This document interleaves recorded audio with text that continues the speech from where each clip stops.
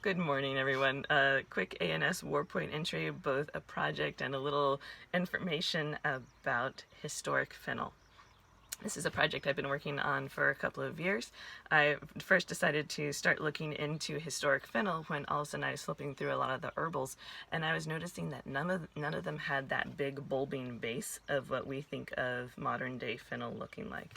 And then it started making me think, I'm like, whoa, so when did this bulbous base come to be? Why isn't it in any of our pre-1600 herbals?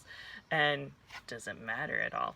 So, in doing some research, what we have currently, or what is easily available in the grocery stores, is something called Florence fennel. And it is that kind of softball looking fennel, or baseball. It's that swollen bulbous base of white, tasty treatness that we can then cut up and use. That didn't come to be. It's pretty much agreed upon by seed savers until the 1700s, maybe the late 1600s, and developed in Florence. So, Florence fennel. It kind of goes together. So what were they using before that? If you look at some of the garden treaties, like Thomas Hill, he has a lovely description here of fennel may be sown in the spring or fall, or you may set the roots. It will continue for many years. So this is kind of fun because he's talking about both seed propagation and propagation vegetatively by its roots, and also he's talking about persisting for many years, so hence a perennial fennel, and that lends to kind of this concept that they are not growing it as an annual like we do with the Florence fennel, but they put it in the ground and it will persist for many years. Also, with a lot of the recipes, they talk about using the seeds, the leaves, the stems, and sometimes the roots, but they never really specifically mention the base, except there's one entry by Scampi who does talk about the base. I'm not too sure if this is a translation issue, or, if you think about it, Scampi, Florence, Italy, maybe they were onto something a little bit earlier than what is thought of to be the 1700s invention of the Florence fennel. So I don't know, but does it really matter? So what I did is I grew a couple different varieties. There's a lot of different types of fennel out there that one can grow. It's been bred and developed for all sorts of different properties, from the seeds to the stems to the leaves to the roots, and now of course that bulbing base. So this one is called a wild Italian. I grew this one and selected this one to grow because I thought, hey, wild Italian, that's probably pretty darn close or to what the Romans were utilizing and maybe what they spread with them throughout Europe. This is a fun one. It has this really loosing branching habit. One of the things that we're looking at is something called internodal length. And so that is the distance between these two stems.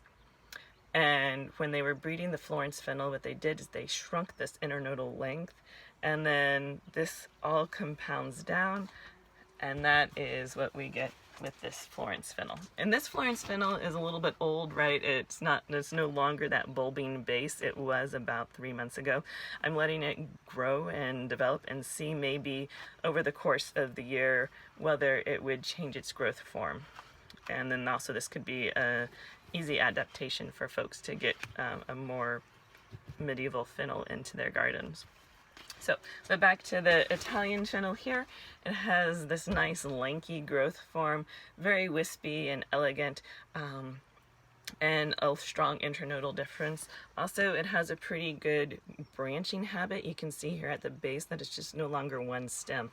It is multiple stems coming out of one point. And that is something that we see a lot of in the herbals, a characteristic that's very well documented in the herbals. So that's pretty cool. Another one that I grew is, it's a German varietal type, and I think it was called Grosse Frucht, and so big fruit or big leaf. Anyway, so it has also this big diffuse branching pattern.